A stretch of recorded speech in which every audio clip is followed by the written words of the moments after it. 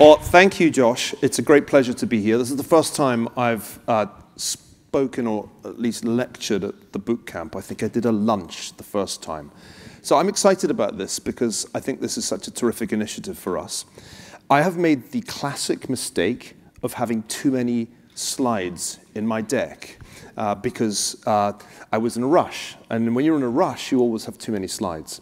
So I'm going to try and cover far too much ground at a speed of roughly 1 slide per minute.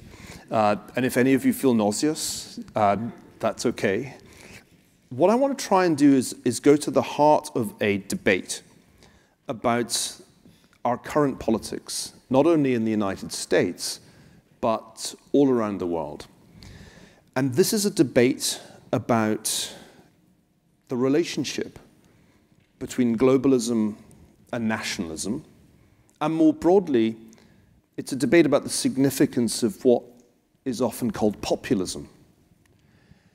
I'm a historian, and so what I'll try and do is relate this debate to the past and show you that there are some very bad historical analogies doing the rounds.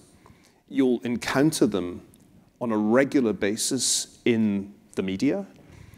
And I want to offer you some better historical analogies for understanding this debate. But first, I want to go back in time to the days when our colleague just across the road, Francis Fukuyama, had hair. And you know, this is when I feel old. In 1989, I was a grad student living in Berlin and finishing up my PhD when this remarkable essay was published, The End of History, one of the most influential essays of my lifetime. And it was an essay that was extraordinarily prescient because it was published in the summer of 1989, in other words, before the fall of the Berlin Wall, at a time when it was far from clear to most people that a major crisis was unfolding in the Soviet sphere of influence in Eastern Europe. Fukuyama predicted, quote, an unabashed victory of economic and political liberalism, the triumph of the West, the end point of mankind's ideological evolution and the universalization of Western liberal democracy as the final form of human government. He touched very briefly on China, but broadly speaking, this was a story of Western triumph that was implicitly global. He acknowledged the possibility that, quote, terrorism will continue to be an important item on the international agenda, but most people overlooked that caveat and interpreted the essay as a celebration of Western, and let's face it, that implied American victory. Sure enough, within months of the essay's publication, it seemed to be vindicated by events not only in Berlin, but all over Eastern Europe, as one after another, the communist-backed regimes collapsed. Not only collapsed, but collapsed with extraordinarily little bloodshed. Within 2 years, by 1991, the Soviet Union itself had fallen apart.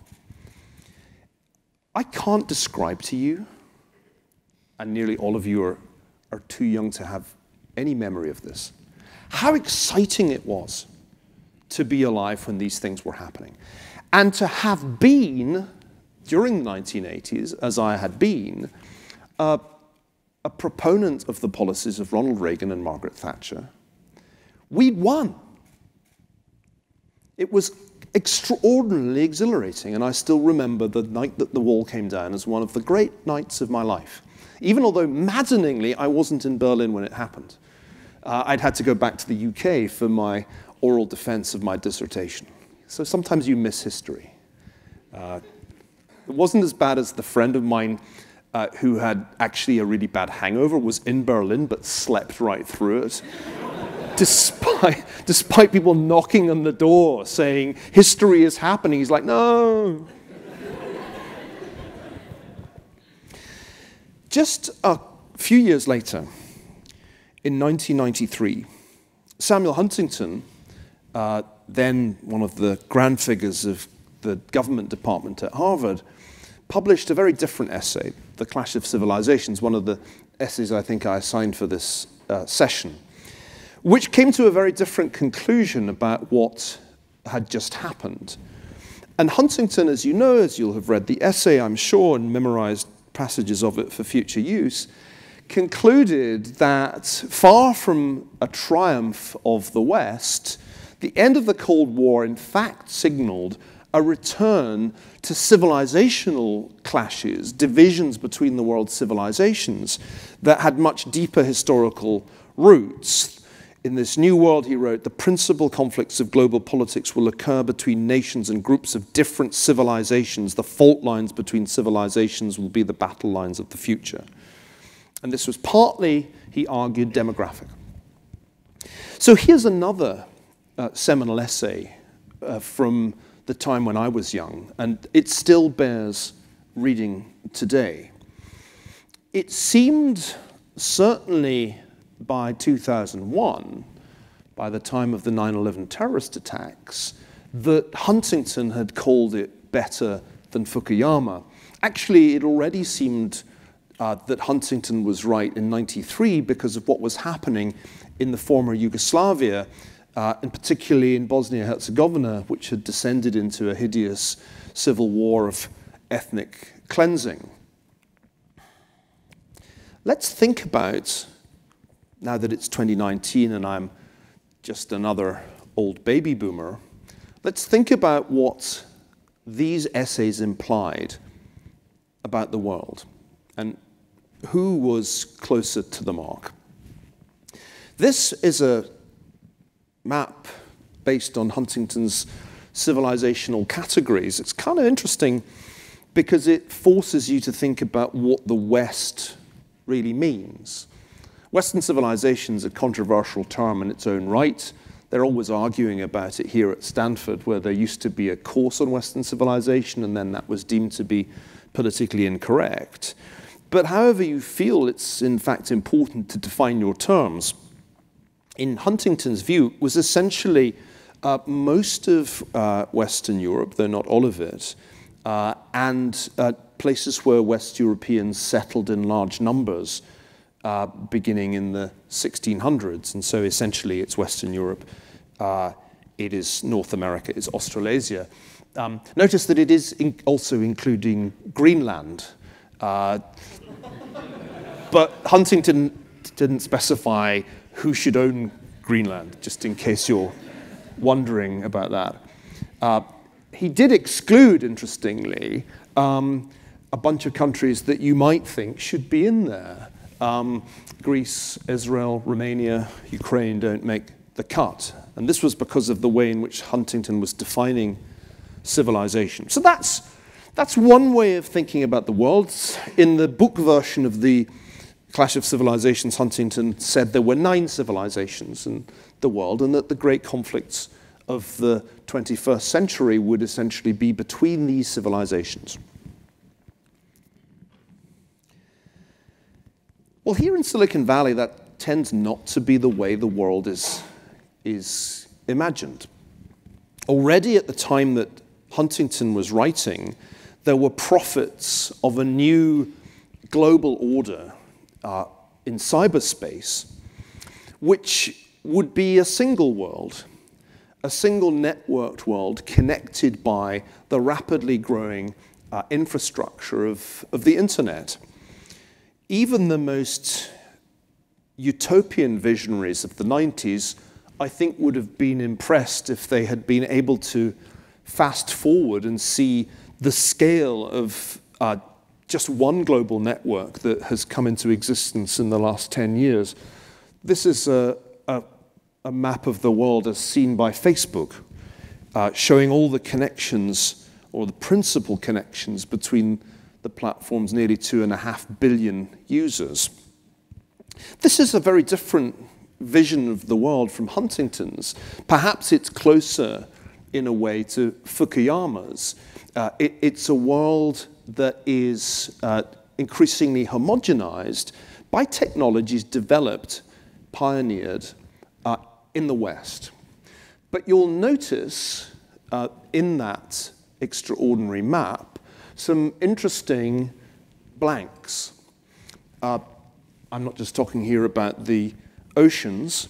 There is a kind of striking absence of Facebook network in China.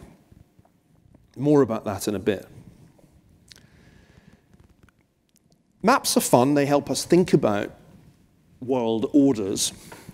One of the strangest things about the world that it would be very hard to explain to a visiting Martian is why there are such extraordinary variations in the size of states.